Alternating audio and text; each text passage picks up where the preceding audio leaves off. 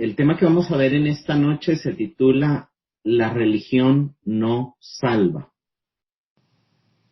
Y el pasaje que vamos a estudiar es Romanos 2, del 17 al 29, el cual dice: He aquí, tú tienes el sobrenombre de judío y te apoyas en la ley y te glorías en Dios y conoces su voluntad, e instruido por la ley apruebas lo mejor, y confías en que eres guía de los ciegos, luz de los que están en tinieblas, instructor de los indoctos, maestro de niños, que tienes en la ley la forma de la ciencia y de la verdad. Tú pues, que enseñas a otro, ¿no te enseñas a ti mismo? Tú que predicas que no se ha de hurtar, ¿hurtas? Tú que dices que no se ha de adulterar, ¿adulteras? Tú que abominas de los ídolos, ¿cometes sacrilegio? Tú que te jactas de la ley, con infracción de la ley deshonras a Dios. Porque como está escrito, el nombre de Dios es blasfemado entre los gentiles por causa de vosotros. Pues en verdad, la circuncisión aprovecha si guardas la ley. Pero si eres transgresor de la ley, tu circuncisión viene a ser incircuncisión. Si pues el incircunciso guardare las ordenanzas de la ley, ¿no será tenida su incircuncisión como circuncisión? Y el que físicamente es incircunciso, pero guarda perfectamente la ley, te condenará a ti que con la letra de la ley y con la circuncisión eres transgresor de la ley. Pues no es judío el que lo es exteriormente, ni es la circuncisión la que se hace exteriormente en la carne, sino que es judío el que lo es en lo interior, y la circuncisión es la del corazón, en espíritu, no en letra, la alabanza de la cual no viene de los hombres, sino de Dios. La carta de los Romanos tiene una característica muy especial, digamos. Es escrita por Pablo a una iglesia que él no conoce, que no ha fundado y que no ha tenido contacto con los apóstoles, que fue iniciada por judíos que llegaron a celebrar la fiesta de Pentecostés el día que el Espíritu se derramó, pero que vivían en Roma, y al regresar a Roma siguieron reuniéndose como vieron que lo hacían los de la iglesia de Jerusalén, y así nació la iglesia de Roma. Pero no tenían un entendimiento correcto de muchas cosas, y llegó a los oídos de Pablo esto. Entonces Pablo, él les escribe, les dice: estoy pronto a explicarles el Evangelio. Hay muchas cosas en el Evangelio que a veces no entendemos, ¿verdad? Cómo viene la salvación, cómo se lucha contra el pecado, cuáles son los beneficios, qué va a pasar con Israel. Entonces, Romanos es una carta que responde a muchísimas preguntas de la fe cristiana y de nuestra relación con Dios y con el mundo. Y eso es algo bien, bien especial. Por eso esta carta es muy, muy importante. En el pasado vimos cómo la ira de Dios se revela sobre el pecado del hombre. Entonces, solo para hacer un repaso muy, muy breve, vimos cómo Dios se da a conocer al hombre por medio de la naturaleza y por medio de la conciencia, cómo el hombre responde a esa revelación de Dios con impiedad, con injusticia, no glorifica a Dios ni le da gracias. Tratamos de usurpar la posición de Dios desde el punto de vista de la rebeldía del pecado, o desde el punto de vista de la religión, creyéndonos que nosotros y no Dios somos los jueces del hombre. Decidimos adorar lo creado en lugar del creador, y aunque ya no adoramos muchos dioses como los griegos y los romanos, adoramos el dinero, adoramos la fama, adoramos la figura, adoramos la juventud, adoramos cosas que a veces no nos damos cuenta que adoramos, pero que en realidad les ponemos demasiada pasión, demasiado empeño y demasiado esfuerzo. Y el hombre terminó respondiendo a Dios con una rebeldía abierta o con religiosidad. Vimos que una de las características de la religiosidad en la primera parte del capítulo 2, hoy vamos a seguir en ese tema, pero ya vimos que ellos se creían superiores a otros, ¿verdad? Entonces decían, es que el movimiento LGTB merece castigo, pero ellos no estaban viendo sus propios pecados, y empezamos a explicar cómo la religión es un sistema que crea el alma del hombre para querer escapar la ira de Dios. Y vimos cuando Juan el Bautista ve a los fariseos, ve a los religiosos venir, les dice: ¿quién les enseñó a escapar de la ira de Dios? ¿Quién les enseñó a huir de la ira de Dios? ¿Creen ustedes que por bautizarse sin un cambio de corazón, Dios no los va a dejar de castigar? No, no, no. O sea, la religión no nos libra de la ira de Dios. Explicamos cómo responde Dios a la respuesta del hombre, Y la respuesta de Dios es que nos da una libertad temporal, le deja al hombre ser, le da libertad para entregarse a sus pasiones, a su mente depravada, pero que está guiando, está tratando de guiar a todos al arrepentimiento, según el verso 4 del capítulo 2, pero que un día va a juzgar al mundo. Un día va a juzgar al mundo y van a haber solo dos resultados: ira y enojo, tribulación y angustia, o vida eterna, gloria, honra y paz. Eso fue lo que vimos la semana pasada.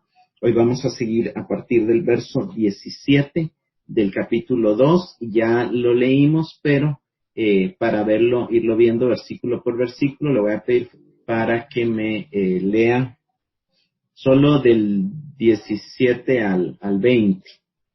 Dice así: tú, como judío, te apoyas en la ley y te sientes orgulloso de tu relación con Dios. Ok, dejémoslo ahí. Y lo vamos viendo verso a verso.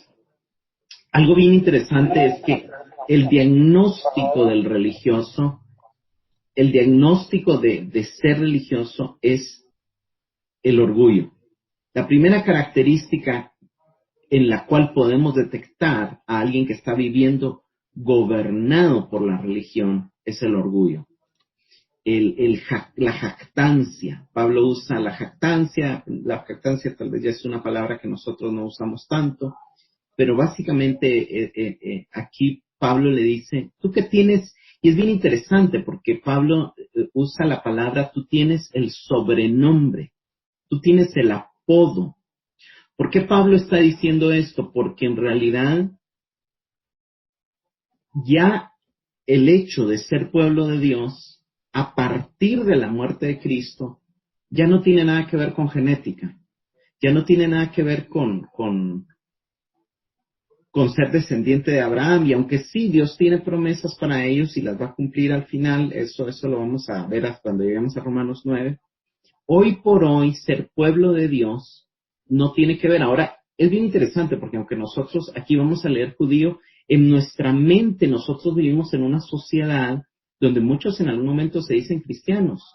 Y no me refiero, y me refiero a todo el cristianismo global, a cristianos católicos y a cristianos evangélicos. Hay cristianos católicos y hay cristianos evangélicos que lo que tienen es religión. Hay muchos evangélicos donde la enseñanza no es una enseñanza que enseña la gracia de Dios. Verso 18. Dices que conoces la voluntad de Dios y que sabes discernir lo que es mejor porque te lo ha enseñado la ley. Entonces, ellos primero estaban orgullosos, se sentían orgullosos por considerarse pueblo de Dios. Y lo primero que Pablo hace es le dice, tú tienes el apodo de judío, tú tienes el apodo de ser pueblo de Dios, tú tienes el sobrenombre de ser judío. Pero en realidad, y entonces te glorías, te jactas, te sientes orgulloso de que tienes la ley y de que conoces a Dios. Es verso 17. Y verso 18, te sientes orgulloso de que conoces su voluntad y de que sabes escoger lo bueno y lo malo. O sea, se sentían orgullosos por conocer la ley de Dios revelada a Moisés. Sin embargo, lo malo es que eso les hacía creer que eran salvos. Y en realidad no lo eran. 19 y 20. ¿Estás convencido de que eres guía para los ciegos y luz para los que andan perdidos en la oscuridad? Piensa que puedes instruir al ignorante y enseñar a los niños los caminos de Dios, pues estás seguro de que la ley de Dios te da pleno conocimiento y toda la verdad. Esto es algo bien tremendo porque ellos se sentían orgullosos de que podían tomar decisiones éticas y entonces ellos tenían la capacidad de discernir. O sea, vean el verso 19. Confías que eres guía de los ciegos y luz de los que están en tinieblas. O sea, ellos fácilmente decían, es que él está en tinieblas. Es que él es ciego. Es que él no sabe. El verso 20 dice, ¿te crees maestro de los ignorantes o de los indoctos y de los niños? O sea, ellos se miraban por encima de los demás. Ellos no se creían niños, ellos se creían adultos, ellos se creían maduros, ellos se creían perfectos. Y olvidaban que el mensaje de Cristo había sido que si nadie se hace como niño, no puede entrar en el reino de Dios. Entonces, Pablo está aquí poniendo el diagnóstico del religioso. Pablo está aquí poniendo cómo ellos se creían que ellos podían ver y a los demás los miraban como ciegos. Y aquí quiero que veamos Ezequiel 12:2. Algo bien interesante es que la religión lo que hace es que convierte lo que es moral ante los ojos del religioso en un sistema de salvación. El moralismo es y siempre ha sido muy común. Es la religión con más seguidores en el mundo hoy en día. Es la religión en la que las personas se comparan con los demás y se dan cuenta que son más decentes de los demás. Cuando dependemos de nuestras propias acciones, profesión o identidad, jactándonos de lo que somos o hacemos, estamos viviendo como moralistas o estamos viviendo como religiosos. Aquí estoy citando a Tim Keller en lo que acabo de leer. Ese es el problema de la religión. La religión nos hace creer que somos mejores. Todas las religiones se basan en esto, obras buenas, obras malas. Todas las religiones creen en una balanza. Si ustedes ven al Islam, o sea, ellos tratan de hacer obras buenas. Es una religión que alaba el moralismo, que alaba ciertas cosas buenas, pero que las posibilidades de salvación son muy pocas. Solo si tus obras buenas pesan más que tus obras malas. Si ustedes ven el budismo, ellos también predican la paz, predican todo. ¿Por qué? Porque las obras buenas y el moralismo les pueden permitir alcanzar ese nirvana. Y cualquier otra religión del mundo. Un falso cristianismo también les va a decir, tienen que cumplir las ordenanzas, tienen que hacer esto, tienen que hacer lo otro. Un falso cristianismo evangélico les va a decir, tienen que diezmar, tienen que asistir, tienen que servir, tienen que tener cobertura, pero deja fuera o pone en un segundo lugar la obra de Cristo. No le da la primacía, sino que le da la primacía a la moral, al conocer la ley, al ser bueno, al tomar buenas decisiones. Leamos Ezequiel 12:2. Hijo de hombre, tú habitas en medio de casa rebelde, los cuales tienen ojos para ver y no ven, tienen oídos para oír y no oyen, porque son casa rebelde. Mire cómo cataloga Dios al pueblo de Israel. Entonces, Dios le dice, hay otro pasaje donde Dios habla a Ezequiel y le dice, tú vas a predicar, pero ellos no te van a oír, porque son casa rebelde. Aquí también repite que son casa rebelde, pero aquí el énfasis es que ellos tenían ojos para ver y no ven, y tenían oídos para oír y no oían. Lo que está diciendo aquí es que Dios le dio al pueblo de Israel a través de la ley la capacidad de discernir, pero aún así ellos no la usaron. O sea, una de las características del religioso es que el religioso cree que puede discernir, pero se enfoca en discernir a otro. Una de las características del que puede ver es que se ve a sí mismo. Entonces, ¿qué pasa con el religioso? Tiene ojos para ver a otros, pero no se ven a sí mismos. ¿Qué pasa con aquel que Dios ilumina? Ve primero su pecado, ve primero sus faltas, ve primero en qué tiene que cambiar él, ve primero en qué está mal él, y al verse a él, no tiene la valentía para señalar a otro. Y eso es lo que Cristo enseñó, digamos, en todo su mensaje. Ustedes ven a Cristo diciendo, hasta que veas la viga que está en tu ojo, hasta que veas que tú tienes más problemas que los que estás detectando en tu vecino, entonces cuando te veas en tu verdadera condición, con humildad vas a poder hacerle ver al otro, pero desde una posición, yo soy peor que tú, hermano, pero podrías mejorar en esto. Pero es algo muy diferente, digamos, cuando yo ya me vi la viga que está en mi ojo y que lo que yo estoy viendo en el otro hermano, entiendo que es una paja, entiendo que es mínimo comparado con lo que yo ya me vi, Dios ya me permitió verme a mí. Entonces es algo muy interesante aquí, ¿verdad? Romanos 2:21. Pues bien, si enseñas a otros, ¿por qué no te enseñas a ti mismo? Si predicas que no se debe robar, ¿por qué robas? Amén. Es algo bien interesante porque Pablo aquí está diciendo, tú conoces la ley, tú eres cristiano, tú eres creyente, tú tienes la Biblia verdadera. Y esto nos aplica a casi todas las naciones latinoamericanas. O sea, aunque hayamos crecido en una familia, en un hogar católico, tenemos la Biblia. O sea, yo he estado en misas donde se lee más Biblia que en algunos cultos evangélicos. Tristemente, ¿verdad? Lo digo, pero es la realidad. El punto de Pablo es, ok, tú enseñas la Biblia a otro, pero ¿por qué no dejas que esa escritura te examine a ti? ¿Por qué no entiendes de que esa palabra no está para el otro, está para ti? Y el objetivo de este mensaje, el objetivo de estos textos es que hagamos nosotros mismos con nosotros un diagnóstico. Yo te pregunto, no para que me respondas, ¿verdad? Cuando tú lees la Biblia, ¿dejas que esa escritura te confronte a ti o piensas en el que no la cumple? Cuando tú oyes una prédica, cuando tú oyes que el pastor está predicando de los chismosos, ¿piensas cuando tú has sido chismoso o chismosa? ¿O te acuerdas de cuando tu vecino, de cuando aquel hermanito, de cuando la fulanita, o de cuando esto han sido chismosos? Si lo primero que viene a nuestra mente cuando oímos una palabra, por ejemplo, contra la mentira, es de las mentiras que oímos decir a nuestro hermano, a nuestro papá o a esto, hay religión en nosotros. Hay religión en nosotros. Porque la característica del religioso es que examina primero a otros antes de examinarse a sí mismo. Luego dice, ¿tú qué predicas que no sea robar, robas? Y miren, hermanos, todos hemos robado alguna vez en la vida.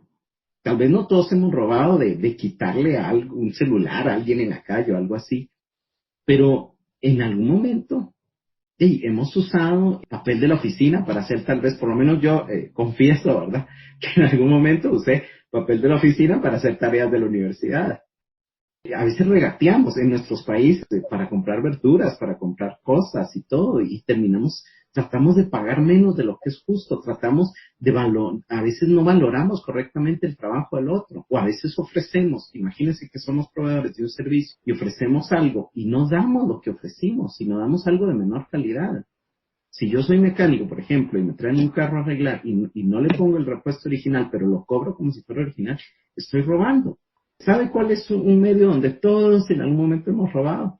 Pago de impuestos. Por lo menos aquí en nuestros países, bueno, ahora ya pusieron facturas electrónicas y todo, pero no todo lo facturamos, no todo lo declaramos. A veces, por lo menos cuando vivía en Guatemala, uno tenía la costumbre de no pedir factura para que saliera más barato y para no pagar. Es una manera de robar. No solamente aplica lo monetario. Y a veces le robamos el tiempo a la empresa, a veces le robamos el tiempo a nuestra familia, a veces le robamos la paz a los nuestros, a veces le robamos la tranquilidad al cónyuge, a los hijos, a los padres. Aplican muchas cosas, pero nadie puede decir que nunca ha robado. Lo que pasa es que nuestro concepto es muy limitado. Verso 22. Tú que dices que no se ha de adulterar, adulteras. Tú que abominas de los ídolos, cometes sacrilegio. Pablo dice, ¿tú qué dices que no se adulterar? Adulteras en tu corazón. Todos en algún momento nuestras pasiones nos han dominado. Yo creo que eso está muy claro, ¿verdad? O sea, la lujuria, la lascivia es un problema de la humanidad, ¿verdad? Entonces nadie puede decir que nunca ha cometido algún tipo de inmoralidad en sus deseos o en su mente, ¿verdad? Pero bueno, la segunda parte es bien interesante porque Pablo les dice, tú que abominas a los ídolos, cometes sacrilegio, y ese comete sacrilegio el sacrilegio era cuando se adoraban. El sacrilegio era saquear templos, el sacrilegio era robar ídolos, el sacrilegio era abstraer ídolos de otros templos, y era como querer adorar el Dios de alguien. Digamos, en el contexto evangélico tal vez la palabra no es muy común, ¿verdad? En el contexto católico sí es exactamente robarse un ídolo de alguien más o de un templo o algo. Pero el punto de Pablo aquí es, tú dices que abominas a los ídolos, pero tienes envidia de cuando los griegos les va bien en los negocios y terminas adorando el dinero. Tienes envidia de los romanos que tienen posiciones de poder. Y estás robando sus ídolos. Ellos adoran al dinero y tú en tu corazón terminas adorando el dinero. Ellos adoran las posiciones y tú en tu corazón terminas adorando las posiciones. Entonces, lo que está diciendo ahí es, tú tienes tus ídolos en tu corazón, o sea, tú también eres idólatra, no te das cuenta, pero adoras lo que la estatua representa, lo que la religión te da por encima de Dios. Y es bien interesante porque cuando nosotros pensamos en el contexto religioso, hay gente que está en la iglesia por lo que la iglesia le da. Hay gente que su ídolo, que su necesidad es la aprobación de las personas. y que va a una iglesia porque tienen el dominio de saberse la palabra de arriba abajo. A veces eso lo usan como una defensa, pero al final de cuentas no hay bendición. Entonces, a veces hay gente que se jacta que tiene ley, se sabe la Biblia, pero la usa como un escudo para que no le metan otras cosas, otra persona que tal vez no conoce mucho la ley, pero que sí trae una palabra y al final causa bendición y paz, ¿verdad? No sé si esa es la palabra que no, Pablo también. y lo que, claro, pero precisamente eso es lo que a veces caemos nosotros. La pregunta no es, ok, claro, es fácil detectar ellos son, pero debo de preguntarme, ¿en algún momento he sido yo así? ¿En algún momento he dicho yo, es que la Biblia dice, es que esto y todo, pero mi vida no refleja lo que yo digo? Yo creo que esa es la enseñanza más importante, ¿verdad? Porque cuando nos ponemos a la defensiva, cuando nos hacen ver nuestros errores, es diagnóstico, es síntoma de religión. Sigue diciendo el verso 23, tú que te jactas de la ley, violando la ley, deshonras a Dios. Y nuevamente, ¿verdad? Estamos hablando de una persona que se jacta de conocer la ley, pero que no tiene la capacidad de cumplirla. Y entonces, como no tiene la capacidad de cumplirla, no se debería de jactar en ella. Debería de usarla como lumbrera, pero no debería de sentirse orgulloso como que si cumpliera la ley. Es el caso del joven rico, que él decía, todos los mandamientos lo he cumplido. Se jactaba de la ley sin realmente haberla cumplido. Y es el mismo caso de Pablo, ¿verdad? Pablo se creía intachable respecto a la ley. Sin embargo, más adelante vamos a ver en el libro cómo él, cuando descubre que hay codicia en su corazón, ese 10º mandamiento le hace ver que es infractor de la ley y le hace ver que él también está condenado a muerte. El punto es que no podemos enorgullecernos de conocer la palabra. Nuestro orgullo no puede estar en ser cristianos, nuestro orgullo no puede estar en considerarnos perfectos o en considerarnos religiosos. ¿Por qué? Porque hay acciones todavía en nosotros que no están obedeciendo a la ley, que deshonran a Dios. Por eso, el único motivo que la Biblia nos da para gloriarnos es Cristo Jesús, no es nuestra propia justicia, no es nuestro conocimiento de la ley, no es nuestro cumplimiento de la ley, porque solo Cristo en nosotros es la única manera en que podríamos llegar a cumplir la ley. Verso 24 y 25. Porque como está escrito, el nombre de Dios es blasfemo entre los gentiles por causa de vosotros. Pues en verdad la circuncisión aprovecha si guarda la ley. Lo que está diciendo aquí es, en primer lugar, el primer versículo dice, el nombre de Dios es blasfemado. Señores, ¿cuántas veces alguien habrá dicho al vernos, no, para ser cristiano como él, mejor no soy cristiano?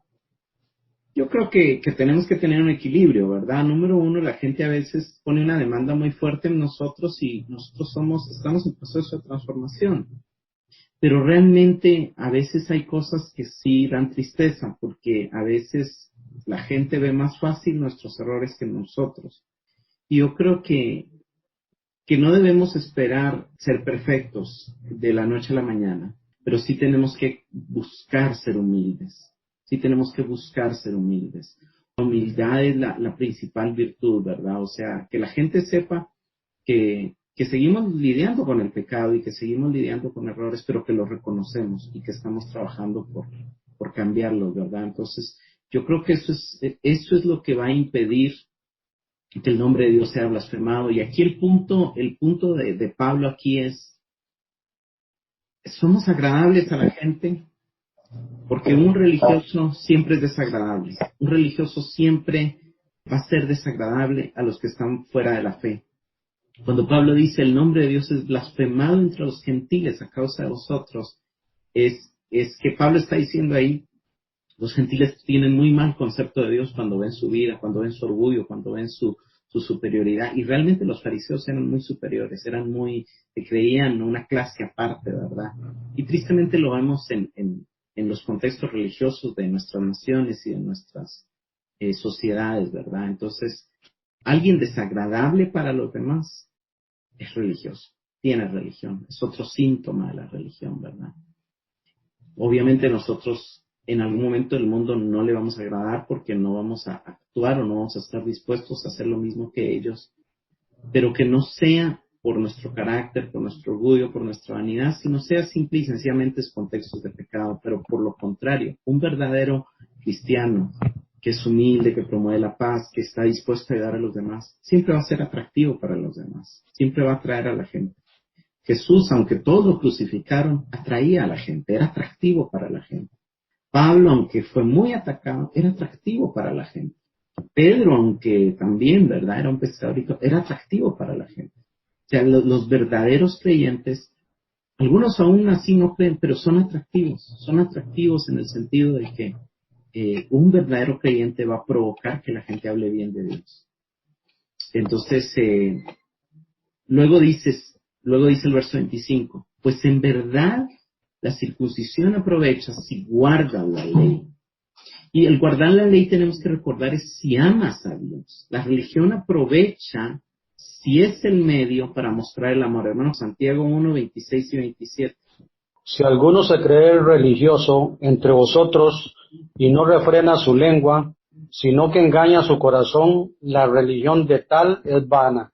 La religión pura y sin mácula delante de Dios el Padre es esta: visitar a los huérfanos y a las viudas en sus tribulaciones y guardarse sin mancha del mundo. Lo que está diciendo Santiago aquí es lo mismo, ¿verdad? Si alguno se cree religioso, pero solamente lo es de dientes a labios, solamente se jacta, solamente habla versículos bíblicos, solamente esto, pero cuando ve a los necesitados, no los ayuda, no se preocupa por ellos. Es solo religión es lo que tiene. O sea, su religión es vana. Su cristianismo es vacío. Lo que está diciendo ahí es, podrá llamarse evangélico, pero eso no es evangelio. Podrá decirse cristiano, pero no tiene Cristo en su corazón. O sea, tiene el nombre de religioso, pero por dentro está vacío. Por dentro no tiene peso, por dentro no tiene sentido. O sea, algo vano es algo que es falso, está vacío, que no tiene peso, que no produce cambio, que no produce transformación. Entonces, Santiago dice, la religión pura y sin mancha delante de Dios es la que se demuestra en ayudar a los débiles, ¿verdad? Aquí Santiago usa huérfanos y viudas, pero en el contexto los judíos huérfanos y viudas lo entendían los más pobres, los más vulnerables, los más débiles. Santiago le está hablando a judíos, ¿verdad? Y ellos ya conocían la ley, ¿verdad? Pero no se refiere exclusivamente a gente que se haya quedado sin sus padres o a señoras que exclusivamente se han quedado sin marido, ¿verdad? En otra de las cartas Pablo dice que las viudas solo se deben de tomarse como viudas cuando son mayores de 60 y algunos otros requisitos, ¿verdad? Pero el punto es aquí, la verdadera religión es tener cuidado de los más débiles y buscar la santidad, guardarse sin mancha del mundo. Entonces, eso es algo bien, bien interesante, y ahí me gustaría que también ahí en Santiago fuéramos al capítulo 2, del 14 al 16. 14 al 16 dice, amados hermanos, ¿de qué le sirve a uno decir que tiene fe si no lo demuestra con sus acciones? ¿Esta clase de fe salvará a alguien? Supónganse que venga un hermano o una hermana que no tiene que comer ni con qué vestirse, y uno de ustedes le dice, adiós, que tengas un buen día, abrígate mucho y aliméntate bien, pero no le da ni alimento ni ropa. ¿Para qué sirve? Y como pueden ver, la fe por sí sola no es suficiente, a menos que produzca buenas acciones, está muerta y es inútil. Santiago lo está dejando muy claro. Entonces es lo mismo que Pablo está diciendo aquí en el verso 25. Tu circuncisión, ahorita recordémonos que ya pues las iglesias, la circuncisión era algo para los judíos, aquí podríamos decir tu ida hasta la iglesia, tu bautismo, tu membresía, tu título de creyente sirve si guardas la ley, al final guardar la ley no se refiere a guardar la ley de Moisés. Por otro lado, en Gálatas, por ejemplo, Pablo dice que el que ayuda y lleva las cargas de otro y el que ama a su hermano, ese es el que guarda la ley. De alguna manera lo que está diciendo aquí tanto Pablo como Santiago es, tu nombre de cristiano tiene sentido si muestras amor. Pero si eres transgresor de la ley, tu circuncisión viene a ser incircuncisión, o lo que está diciendo ahí es, tu nombre de cristiano no te sirve de nada, pues. Lo mismo que está diciendo Santiago. Tu fe, si no ayuda a alguien que tiene necesidad, o sea, es vana, es vacía, está muerta en sí mismo. Si vamos, por ejemplo, al verso 26 de Santiago 2, lo voy a leer yo aquí, dice, como el cuerpo sin el espíritu está muerto, así la fe sin obras está muerta. Entonces, lo que está diciendo aquí es que un cuerpo sin espíritu es cualquier ser humano. Delante de los seres humanos tiene existencia, pero delante de Dios está muerto. Porque no tiene vida espiritual, porque no ha nacido de nuevo.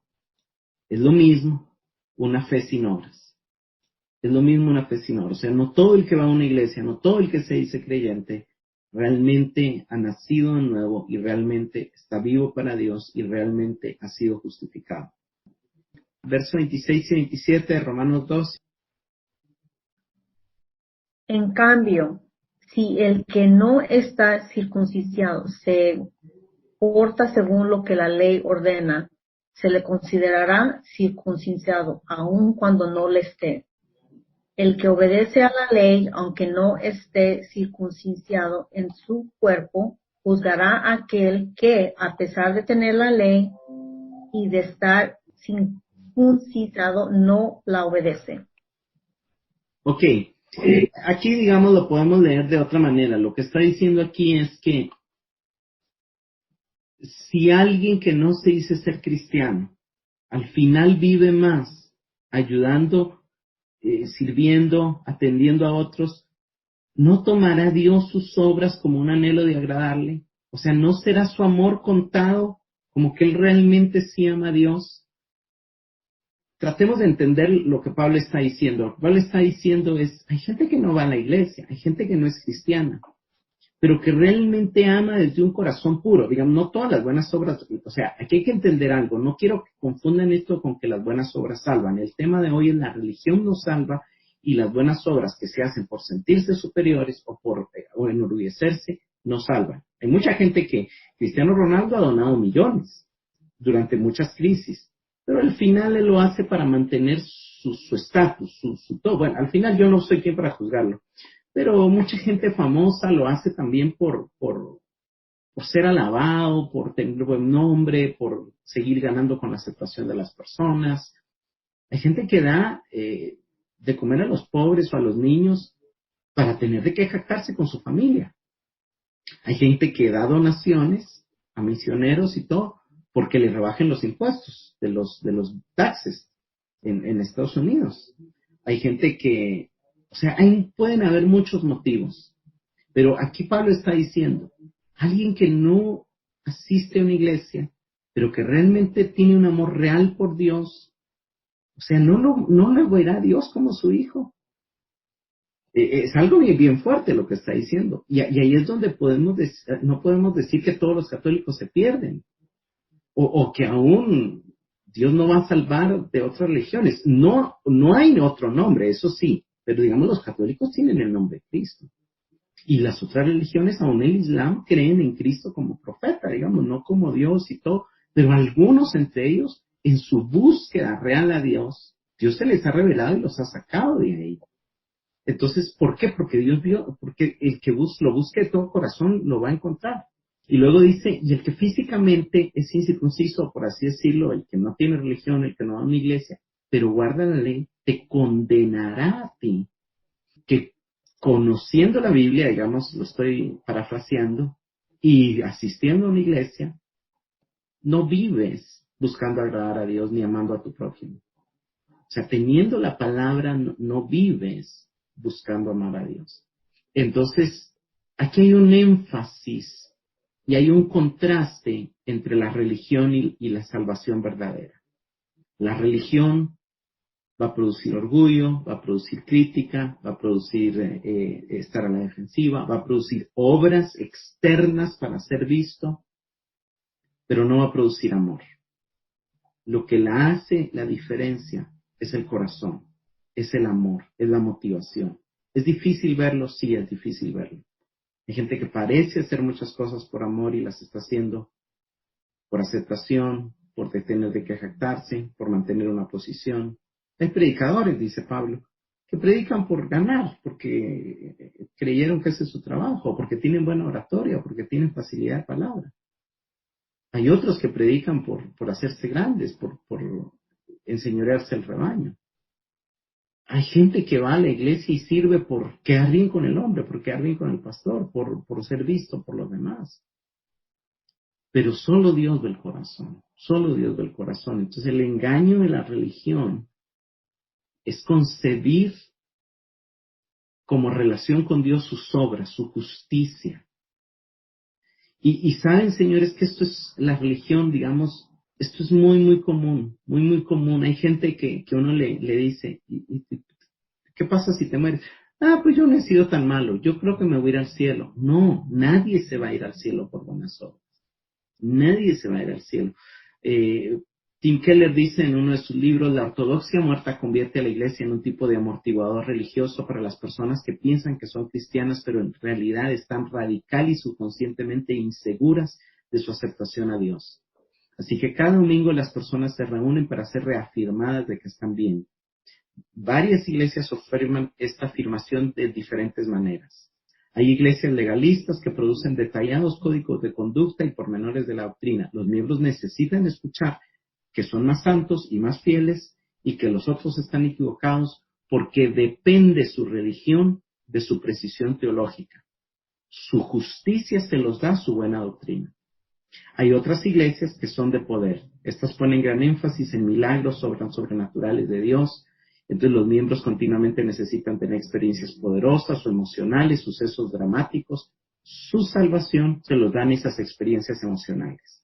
El sentir que bajo el Espíritu Santo, la presencia de Dios, que les habló, que aquí, que allá y todo, pero no está en Dios. Y están también las iglesias sacerdotales o clericales, como la católica, que ponen gran énfasis en los rituales o la tradición. Las personas arrastradas por su culpa son anestesiadas por la belleza de la música, la arquitectura, el esplendor y el misterio de la ceremonia. Su justicia se los da la liturgia. El haberse confesado, el haber tenido la comunión, el haber tomado la Eucaristía. Esto no es que esté mal. El problema es que nos da la sensación de que eso nos hace estar bien con Dios y nos crea una dependencia. Estas cosas tienen su lugar, pero bajo un cambio de corazón. Claro que Dios quiere que tengamos precisión teológica, Dios quiere que seamos morales, Dios quiere que oremos, Dios quiere que en algún momento seamos afectados por las verdades del Evangelio y que al adorarle broten lágrimas de nuestros ojos. Pero el problema es cuando estas cosas pasan a tomar la forma de obras muertas, de sustitutos que reemplazan la confianza en la justicia revelada por Dios en Cristo y que solo recibimos por Cristo. Donde mi confianza, mi religión se basa en mi emoción, en mi conocimiento de la Biblia o en mi liturgia y no en Cristo. Mi vida no está centrada en Cristo. Entonces, ese es el peligro a la religión, ¿verdad?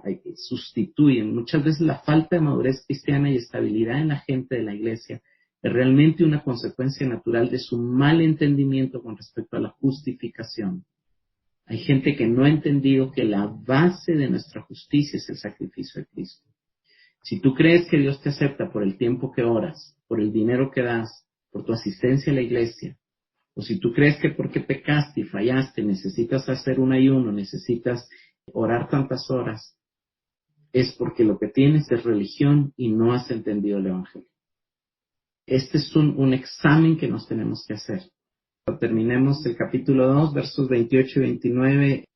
Dice, pues no es judío el que lo es exteriormente, ni es la circuncisión la que hace ni es la circuncisión la que se hace exteriormente en la carne, sino que es judío el que lo es en lo interior, y la circuncisión es la del corazón, en el espíritu, no en la letra, la alabanza del cual no viene de los hombres, sino de Dios.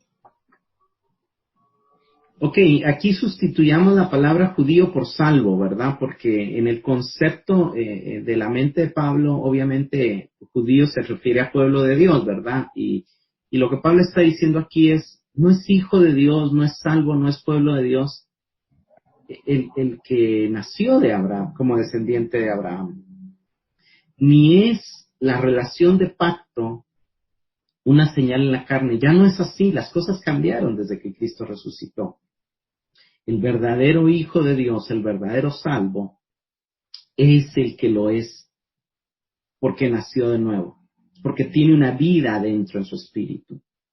Y la circuncisión es la del corazón, la relación de pacto es la del corazón, en espíritu, no en letra.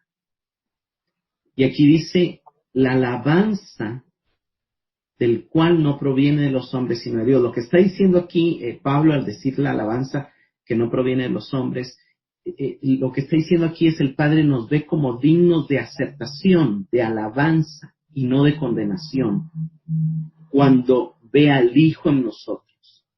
Un corazón circuncidado, un corazón en relación con Dios de pacto, es un corazón que ha sido espiritualmente suavizado y quebrantado. O sea, la circuncisión era un corte y ha sido este corazón que ya no ama la fama como la amaba antes, que ya no ama el placer como la amaba antes, que ya no ama el dinero como lo amaba antes, que ya no ama la aceptación de las personas como lo amaba antes. Se sigue viendo atraído hacia ellos, sí, pero hay un anhelo, hay una pasión, hay un amor mayor por Dios, por Cristo. O sea, la verdadera circuncisión se evidencia en el amor, en la necesidad de orar, en la necesidad de disfrutar la bondad y la cercanía de Dios, en la necesidad de conectarse con el cuerpo de Cristo como hoy lo estamos haciendo por este medio. El moralismo, la religión nos da una falsa seguridad del amor de Dios. Nos hace creer que estamos bien con Dios. Pero hay un temor.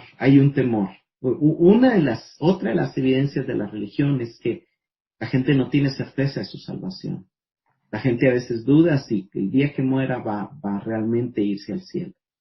Porque no existe ese testimonio interno, poderoso, profundo del Espíritu, que ya fue aceptado por el Padre. Y que el Padre nos sigue amando a pesar de que todavía seguimos lidiando con fallas y todavía estamos en proceso de cambio. Este cambio lo realiza solamente el Espíritu. Voy a terminar por causa del tiempo leyendo yo Colosenses 2:11.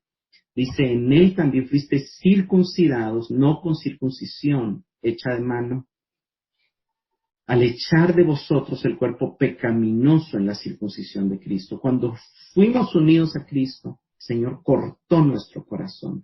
Y hubo una separación y ahora tenemos dos corazones. Un corazón nuevo que ama a Dios, que ama al Padre, que anhela la comunión con Dios y con los hermanos, y un corazón viejo que todavía está ahí, del cual siguen brotando malos deseos, malos pensamientos, impureza, fornicación y todo lo demás. Pero cuando el Espíritu aplica la obra de la salvación en nosotros y nos une al Hijo, entonces el Padre dice, la aceptación de la cual no viene del hombre, el Padre nos ve dignos de aceptación y nos ama. Y alaba la obra que Cristo ha hecho en nosotros. Es algo bien tremendo porque está diciendo que de Dios mismo viene un agrado, viene una alabanza, viene una expresión de amor. Veo a mi Hijo en él, veo un nuevo corazón en él, veo amor en él, veo un amor sincero en él. Eso es algo maravilloso. Yo cierro aquí, quiero cerrar con una oración. Padre, gracias por hacernos entender que la religión nos salva y gracias porque necesitábamos oír estos síntomas, estas evidencias, para reconocer, Señor, que hemos sido contaminados por la religión. Hoy queremos, Señor, que arranques toda religiosidad de nuestro corazón. No queremos tener una religión, queremos tener una salvación y una fe genuina. No queremos profesar una fe muerta que no se demuestre en obras. Queremos, Señor, que nuestra fe sea real, sea viva, que se evidencie en amor a ti y en amor al prójimo. Señor, que en medio de esta crisis, los que están a nuestro alrededor puedan ver que lo que nos mueve es el amor. Señor, la palabra dice que el que ama a su prójimo ha cumplido la ley. Nunca podremos cumplir la serie de mandamientos que tú le diste a Moisés. Son imposibles de cumplir. Pero sí podemos seguir creciendo en amor. Sí podemos anhelar y buscar seguir creciendo en humildad. Y sí podemos, Señor, responder en gratitud a lo que tú por medio de Cristo has hecho en nosotros. En el nombre de Jesús. Amén y amén.